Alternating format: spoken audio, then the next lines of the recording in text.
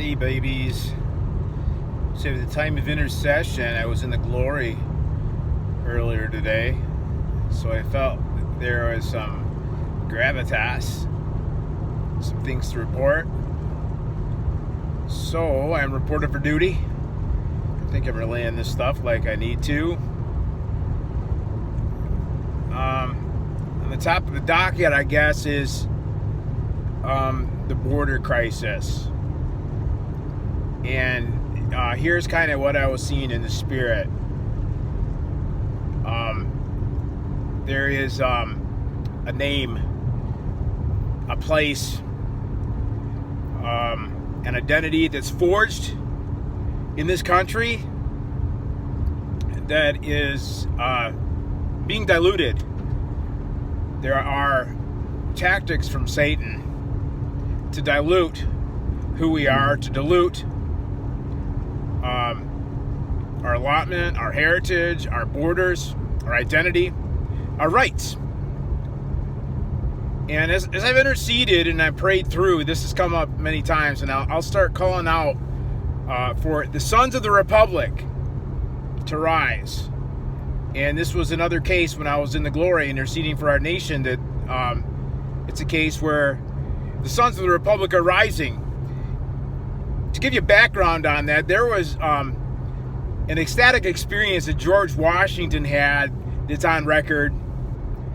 You can research it and discern through that for yourself if you find that info. However, there was an angel that addressed George Washington as the son of the Republic.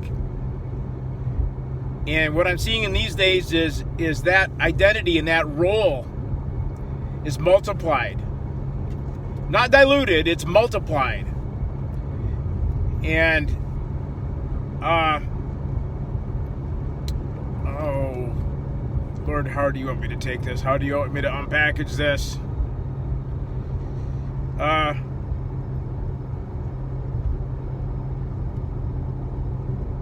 We have rights as sons of God. That's Romans chapter 8. And what I'm seeing is we don't just have heavenly heritage. We don't just have, off in the by, like pie in the sky waiting for us. I mean, we got a heritage, and our citizenship is in heaven. Our names are registered there. But the sons of the Republic and those that fought under George Washington, those that were truly pioneers and patriots, who shed their blood in the confrontation against tyranny, they entered into covenant with the Lord. It's not for nothing that the Great Awakening, I think the second Great Awakening, actually, was it the second? First or second? We're on the cusp of the third. But the Great Awakening happened just prior to the American Revolution. And people's thoughts were trending towards responsibility and ownership, and the unalienable rights that we have as sons of God, and that our rights are bestowed to us by God. And those that came to this land, and regardless of how you want to dilute this with the race card and with the injustices and with the blemishes in American history, I mean, you can cite that all you want. I've got blemishes. I've got a history.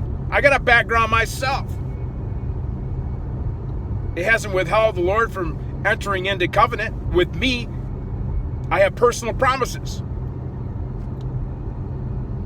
And we have personal promises. We have a heritage as Americans.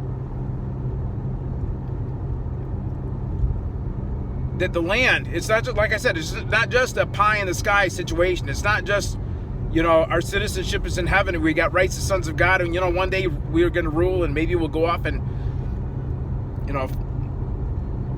rule over a planet or a star or something. I don't know how it works. But I do know this, that Jesus said this, that the meek shall inherit the earth. Our heritage is substance. Our heritage is a concrete thing. And for the people, the sons of the Republic, the pioneers and the patriots that fought and shed their blood and received promise from God after the Great Awakening 250 or so years ago. They were in a divine compact, and they received this land, and the borders that have fallen belong to them, and we are their heritage. In its Bible, it says, you cause for me my lines to fall in pleasant places. And the Bible says that there are borders that are established, that within them the sons of men should seek. And when Jesus comes back, I'm sure there's going to be all kinds of rearranging of borders and relationships between nations and nationalities. The way that you look at the globe, the way that you look at the map these days, you see the lines, could be altogether different. But let me tell you this, the things that constitute a nation in the eyes of the Lord and in the heart of the Lord may well have a lot to do with whether or not that people entered into a compact, entered into a divine compact, entered into covenant, responded by faith to his promises. Not to elevate one nation against another, but I'm saying if there's a heritage of a son of a republic, and there is an incursion or a dilution of his identity or an attack from the enemy making him question his place and his person, those things are completely from Satan, because Satan is working against the promises of God to prevent them from coming to pass. It's a faith thing. There was faith. Those that received, the pioneers and patriots received a divine compact, were operating by faith. And the meek will inherit the earth. So are we supposed to take this? What is our conclusion? I suppose you could say, well, Brother Steve, you're not being very meek. Don't you know the children are suffering at the border? Don't you know about the detention camps down there? So let's bring it home and let's make some concrete conclusions about this, because why is it not meek to own what you know has been given to you, to go about in the spaces that you know that God's marked for you, to claim the name and to settle into the identity that you know you have as a son of God, according to Romans chapter 8, and as a son of the republic, according to the divine compact that patriots and pioneers had with God.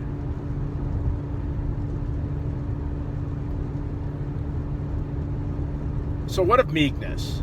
The Bible says that Moses was the meekest man ever. He really whooped some heathen ass too, didn't he? Those that were in his way. That's an old covenant paradigm. They had promises though. Joshua commanded the armies under Moses. And by faith, they entered into the land. And it sucked to be the heathen, and it sucked to be a giant at that time. And I'm not going to make any apologies about that.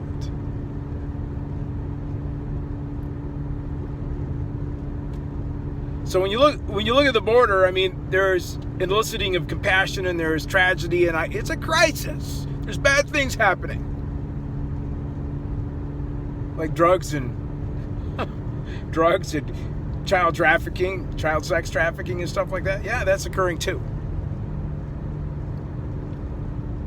But the incursion is on our person. The incursion is on our heritage. The incursion and the dilution and the stripping of rights is upon the sons of the republic, because I guess the drugs and the sex trafficking and the delusion of the border, that's just something that we got to succumb to, because that's the way that it is, because we should feel real guilty about who we are, where we came from, because of the injustices and the blemishes of our American history. Bullshit. The meek shall inherit the earth. And in that faith and in that meekness, I will withstand that trend. I will withstand that reasoning. I will withstand that argument. No! And what does it say of Joshua and the armies of Israel that went into the promised land, that whooped heathen ass under the command of Moses also? What should we say of these guys? The Bible says that they routed the armies of the alien. What? This is in Hebrews chapter 11. Hebrews chapter 11 talks about Those that have gone before us, those that operated in faith, those that committed exploits and wonders because they believed, they received promise.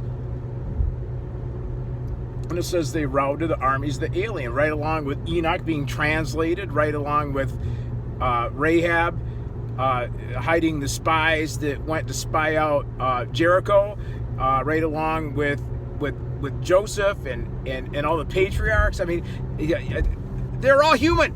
They all had blemishes. They all had a history maybe not even unlike our terrible, tyrannical, oppressive American history.